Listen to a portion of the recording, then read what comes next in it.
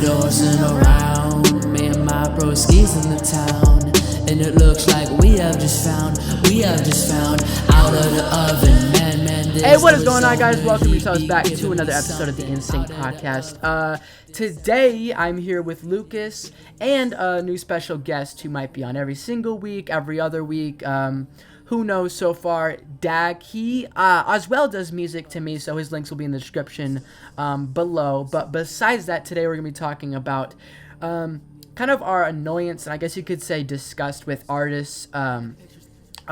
With singing artists live, keying down, how the vocals are just not as good as the recordings, rappers, lip sync, just all of that different stuff. It just kind of makes the performance not tasteful, really. We're also going to be reviewing all of the the top 3 songs that have come out this week, so that'll be great. And also, Dag, aka Alex, will be showing us the top 10 songs off of his playlist. He's into rock bands, stuff like that, and we'll get into that near the end of the podcast. But it's basically the same thing I did with one of the podcasts, where I just kind of show my top 10 songs right now I'm listening to and just discuss that a little bit. And then last but not least, we'll be having a sports segment, which will be about 20 to 30 minutes on Lucas's channel, link in the description. I'm going to be talking about the Patriots' future, Jamie Collins, and Patriots' defense, and just all that kind of good stuff. So stay on the lookout for that, and without further ado, let's get into it.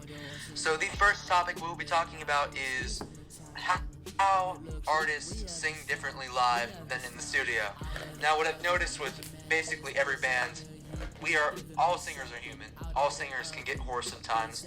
They will not be perfect every night. And sometimes they'll need to lower the songs. Now, what me and Sean have been agreeing on lately and what we've been talking about lately, and now we're going to be talking to Dag about this too, is singers need to be able to write songs and record songs that are singable both live and in the studio. It's great to experiment, but if you experiment and vocals are too high to sing every single night or every other night, then, write single songs. That's what me and Sean have really been talking about. So Sean, just curious, what do you think? What do you think about this, this subject?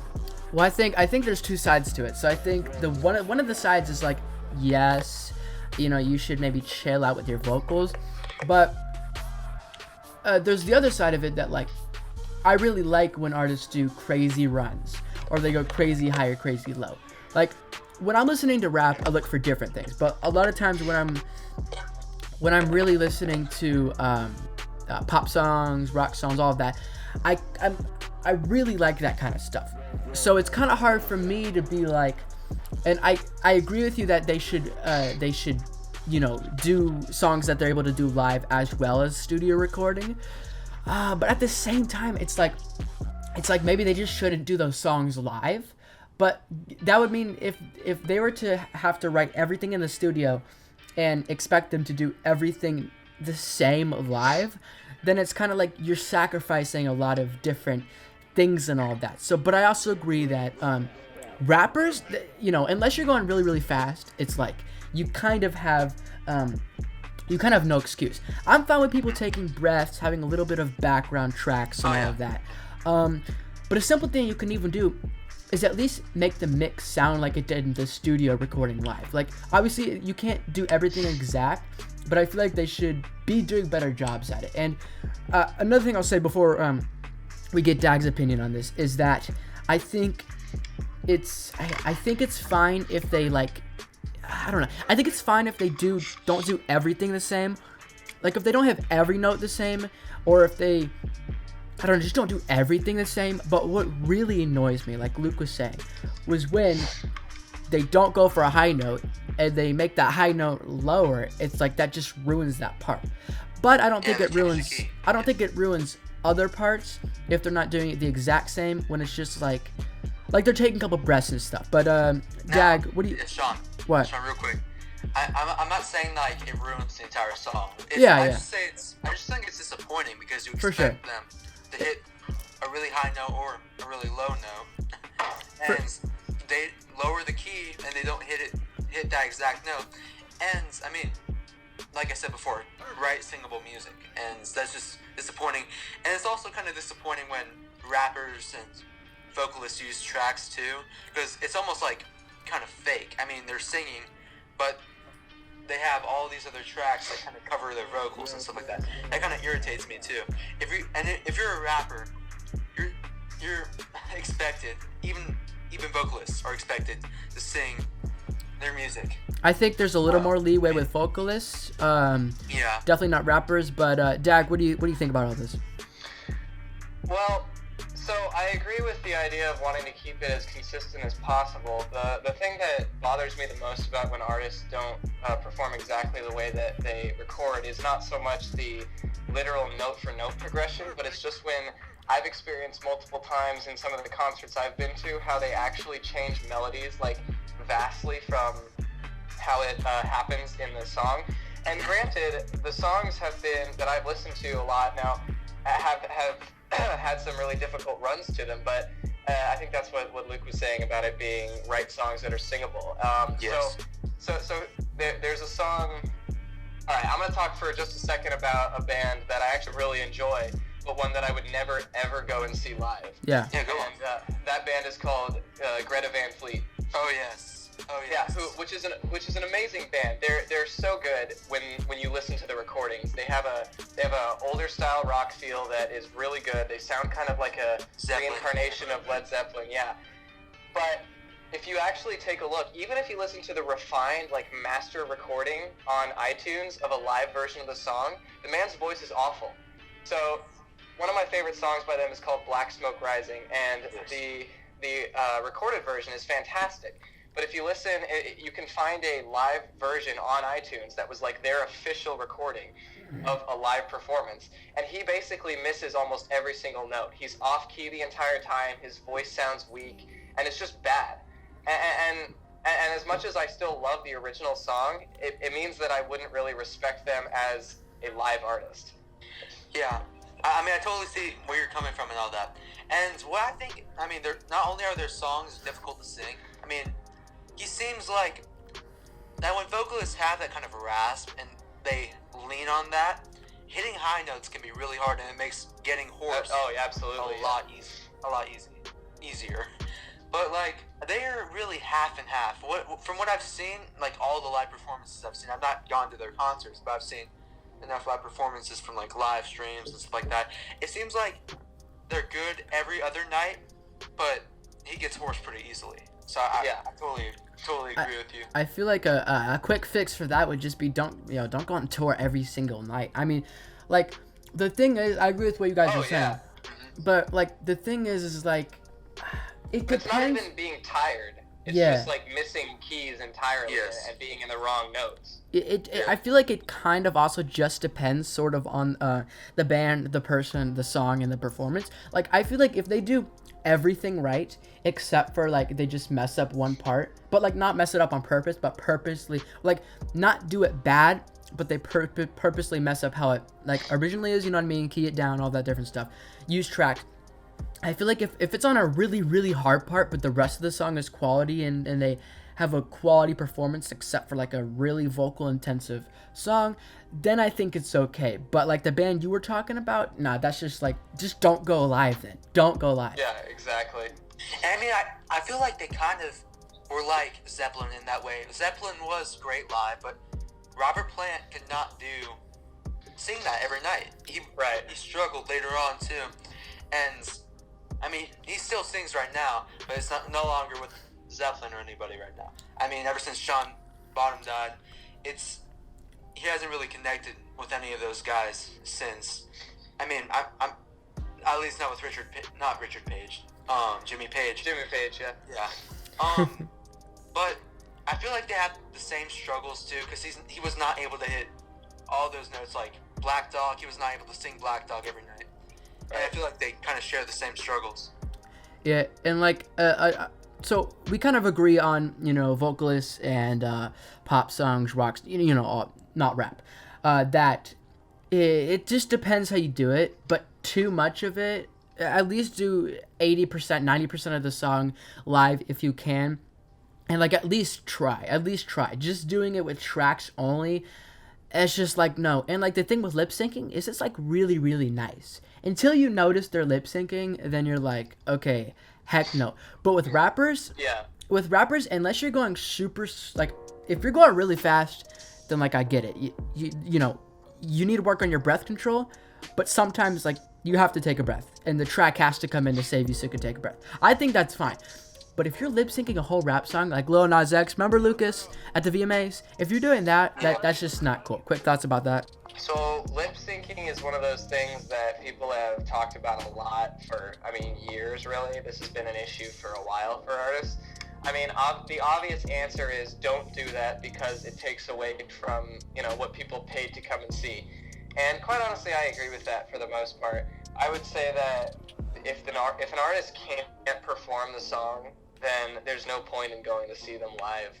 And as far as backtracking goes, with like having the music, the musical backgrounds for the songs playing, I understand it if you're a smaller band that only has a couple of like regular members and you need to like run a recorded tracks, but I don't know, it just takes away from the vibe for my part. Yeah, I agree. I totally agree with dude. And going to like Lil Nas X, not only does he doesn't really rap real fast or anything. He doesn't really do any crazy. That's the most rhymes. annoying part. Yeah. And that's It really isn't a strain. And he chose, like, at the VMAs, he chose to dance more than sing. I don't even think he sang at all. Because it showed, like, the tracking was so off with his voice. He was dancing right, but he was not lip-syncing right. He did not keep up with the track. Yeah, and that's really irritating because, like Dad said, people pay to see people sing live, and if they lip sync, it's a disappointment. Yeah, for sure. It's like you're listening to the studio version, except they're doing it badly, and they're dancing. But yeah, guys, let us know what you think about artists live kind of being crappy, I guess. But hey, there is a lot of good people who do their songs live. So let us know if you really like anybody who does stuff live. We'll check out their stuff just in our free time, and that'd be really refreshing and nice. But now let's get into the song reviews. All right, guys, and now for the song reviews. So tonight, oh my gosh, was really, really good. The 3 songs we're going to be reviewing tonight were really good. Definitely better than last week. Obviously, last week wasn't trash, but not as good as this week, in my opinion. Of course, we'll get into that in a second. But today, we're going to be reviewing / reacting to Travis Scott, Highest in the Room, Camila Cabello's new song, Cry For Me, and 10,000 Hours with Justin Bieber and Dan Pleshay. Sorry for you being ignorant. I don't know who Dan Pleshay is, but obviously we all know who Justin Bieber is. We have a lot of thoughts about all these songs, and we do like all these songs. But let's start off with Highest in the Room. I'll leave this one at first, and then Luke will give his opinion. Now, Highest in the Room. Okay, I'm a big Travis Scott fan. Luke, not as much, but still a fan, right? Yes. I don't really like this one a whole lot. Now, I feel like it'll be a grower, definitely, if I'm going to, like, love it in the future. I just feel like the production is pretty cool. For those of you who are familiar in production, there's a lot of times in this song particularly that they put a lot of high pass and obviously reverb on Travis Scott's voice. I found that really pleasing as a music producer. As the hook and everything goes, catchiness, definitely catchy because it's a Travis Scott song, but very catchy, absolutely not in my opinion. I thought the start of the song started off super, super great, middle, and then the last, when it was kind of ascending to like something else, I thought that was super cool. I think maybe I don't know, I really like when Travis Scott either kind of does a lot of his songs without reverb and autotune, or obviously when he does. They kind of mixed it a little bit with this, and I don't like it when Travis Scott mumbles, believe it or not. But 1 out of 10, I give this song, as a song in general, I give this like a 6 to 7 because it's a good song in general. But for Trav, I give it like 5. Luke, what do you guys say about Highest in the Room by Travis Scott? I'd say 6. I'd say 6, 7-ish. I mean, it's not really. So it can be. It actually is pretty catchy. But like, I feel like the whole arrangement of the song is also pretty cool too. as you said, production-wise, some things can be a bit annoying with that. Yeah. It's not the best produced song that he has, but it's definitely a pretty decent one that I think will grow in popularity. I don't think it's gonna chart hugely. Do you? I don't think so. I mean, Travis Scott has a lot of loyal fans, so I won't be surprised if they just buy his song anyway. That's And true.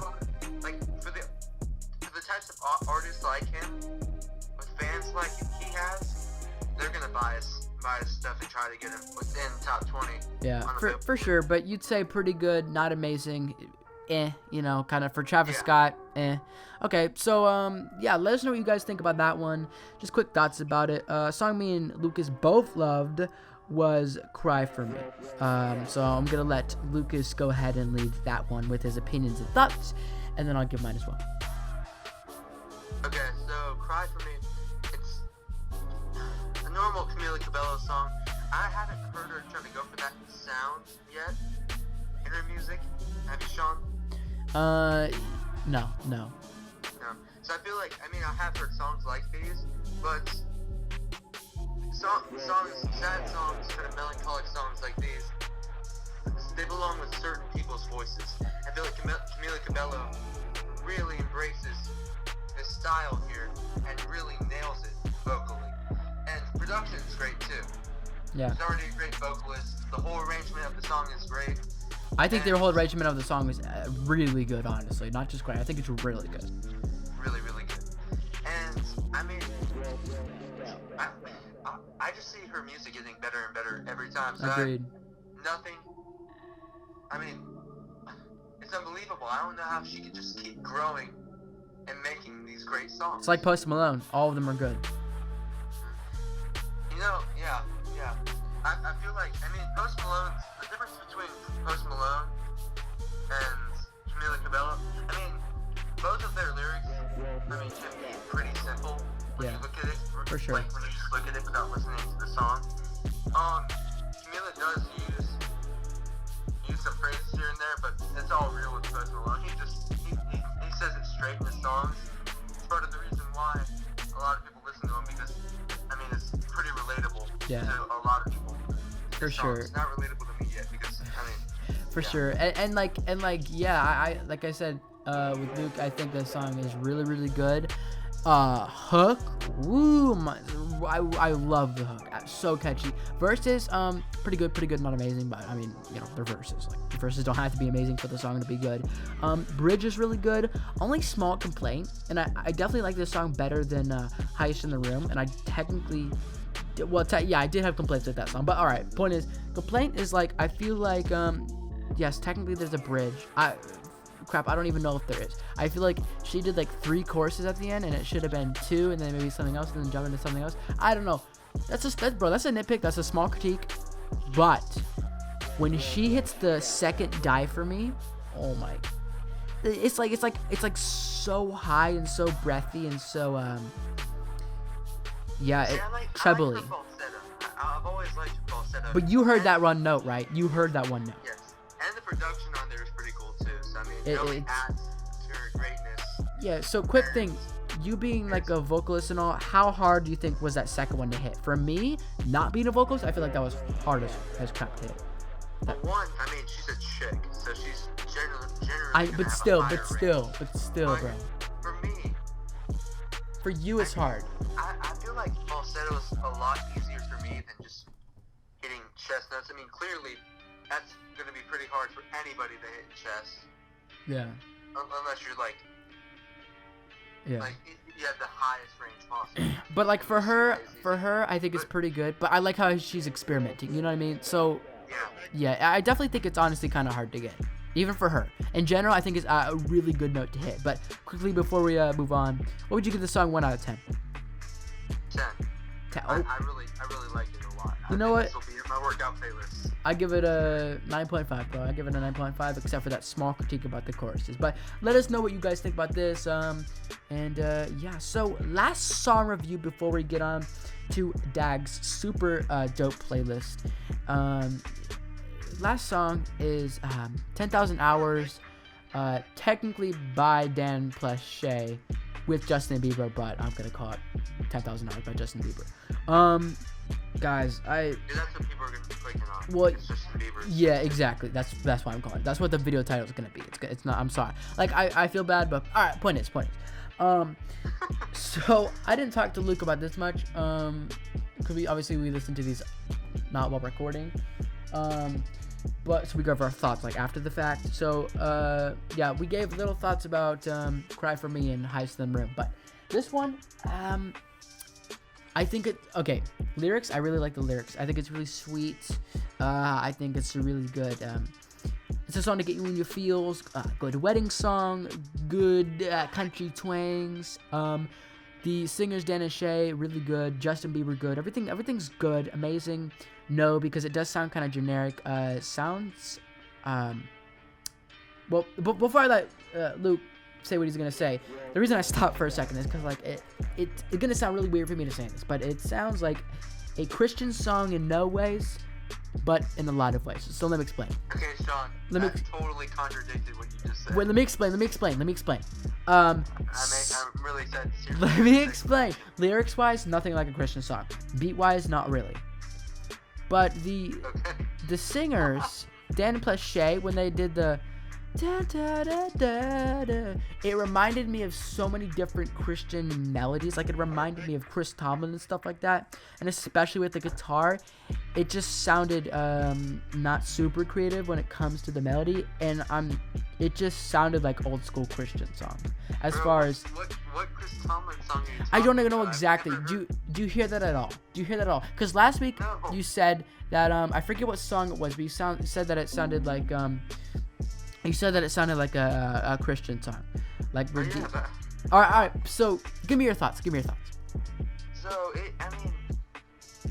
feel like it'd be one of those songs. You said wedding songs. I feel like this would be like a wedding video song. Yes, we agree on that. And yeah, I think it's gonna be like more of a crowd favorite. I don't think it's gonna chart super high, but maybe because it's Justin Bieber. Yeah, they'll it's go like, bro, it's like if they're playing it live, the whole crowd's gonna be like, da, da, da, da, da, da, da, da. Bro, that's the melody. I feel like I've heard that before, but yeah, whatever. Go on. I don't want to So interrupt. I mean, it is a catchy song, but I don't think it's his best. Yeah. Oh no. I mean, it's a pleasant sounding song. It's a really good word for it, bro. It's a really good word.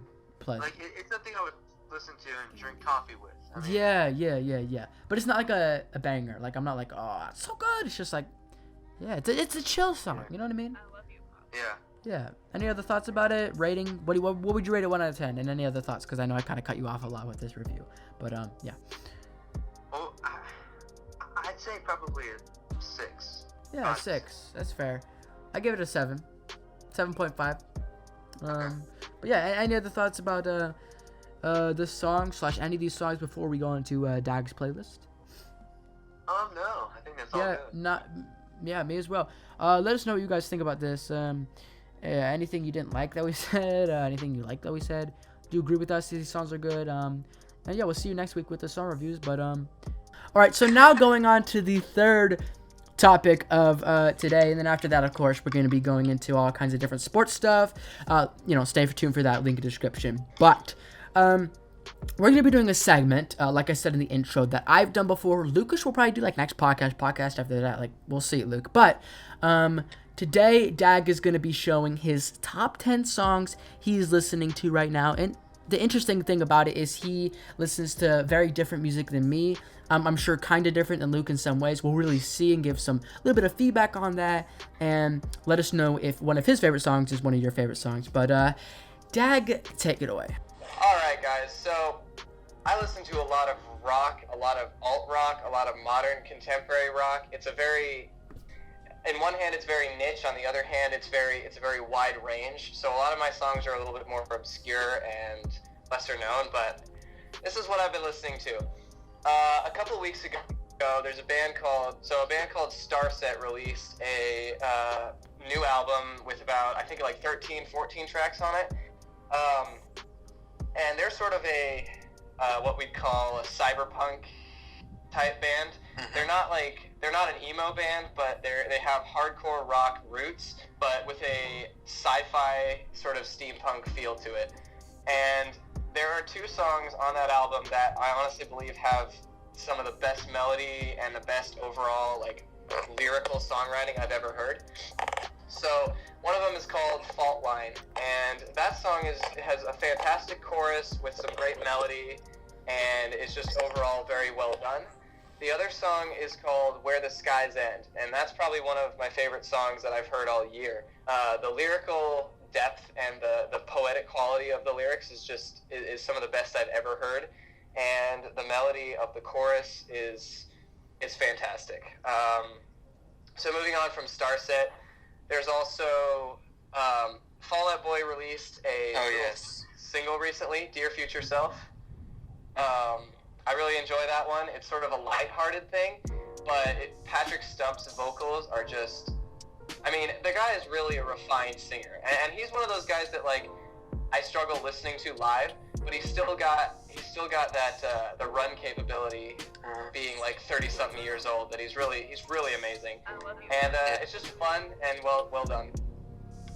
Now, a couple of the other songs that I've been listening to are by a small artist called Stealth, and I actually came across these songs because a friend of mine that actually both of you know, Sam Levine, sent me one day. He said, he texted me, he's like, I heard this on the radio and I just stopped what I was doing. And so one of them is called Judgment Day, which has a really good sort of, it sort of reminds me of Hozier's Take Me to Church, but in a even better melody. And then the other one is called How Much Further, which is a little bit more upbeat, but they're both really well done. But what I would recommend is actually listening to the acoustic versions of those songs. So the album that the other 2 songs are on are verse and intro, but if you listen to the EP by Stealth called Bare Bones, he has the acoustic versions of both of those songs, and they're really good. I look forward to listening to both of those.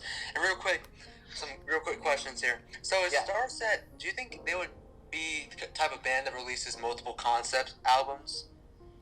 So actually, they've done some interesting things over the past. The first major album they released was, I believe, called Transmission, and was sort of a narrative of like uncovering like logs of a lost transcript. They're very sci-fi, so they have a lot of That's really cool. space-themed stuff. Yeah. And then after that they had Vessels, and I don't remember exactly what the theme of that one was, but in each song, at the end of every song, they have like a little segment of like either spoken stuff or like thematic style. And then the one that they just released, Divisions, is sort of a post-apocalyptic cyber theme, and it's got an overarching story that's really cool. That's really cool. If y'all know any of these people watching this video, let us know. But also, if you don't, check them out. I know me and Luke are probably gonna check this out. I'm gonna go over to a friend, a longtime band that I've enjoyed called All Time Low, and I've heard of them. So they have a very emo early days, but then they've sort of evolved into a little bit more of a pop rock band, a little bit alternative, less emo, less punk. I'm not as big a fan of punk rock, but the newer stuff they've released is really good. And so there's a few newer songs that I enjoy of theirs, but I'd say probably the one that came out several years ago that I've just been listening to on repeat for the last 6-7 months.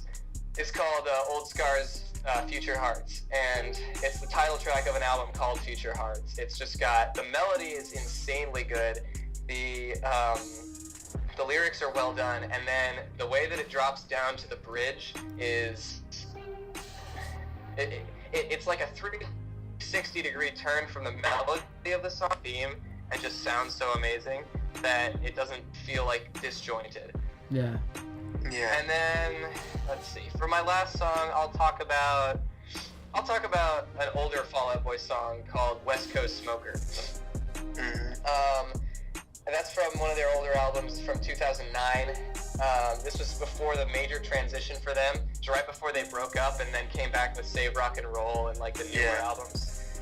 And this song has some great guitar work, some great drums, and the lyrics are actually really cool. They're sort of, I don't want to say they're Christian themed, because they're not really, but they have a biblical undertone, and it's like, Pete Wentz likes to do that a lot with his songs. He likes to put biblical references in them. And they're fun little musical nuances. So the chorus goes, knock once for the Father, twice for the Son, 3 times for the Holy Ghost. Oh, I get that. And on the last chorus, when he says knock once for the Father, there's 1 drum beat. He says twice for the Son, there's 2, 3 times for the Holy Ghost. It's like a little musical correlation to Double entendre. Yeah. Yeah. It's called double entendre. It's really, it's really fun. Luke, is it just me, or is when he's describing these songs, don't they sound like really, really good? I mean, they do sound really, really good. I mean, I love Fall Out Boy. Yeah, me Fall Out too. Boy's I know great. Fall Out Boy, but the other ones, I don't know. So again, I encourage you viewers to check it out. Let us know your top 10, songs in link description. And all of that. And so, yeah, that's going to be about it for the podcast, except, Luke, what can they find on your channel with Dag as well? They can find the Patriots podcast, Well- Sports Edition, on. Let's go. It's going to be amazing. All kinds of different Patriots stuff, talking about football, all that good stuff. Also, follow our Instagram, link in the description as well. You get clips Yes. as the podcast comes out if you didn't get a notification from YouTube, because that's how it is these days.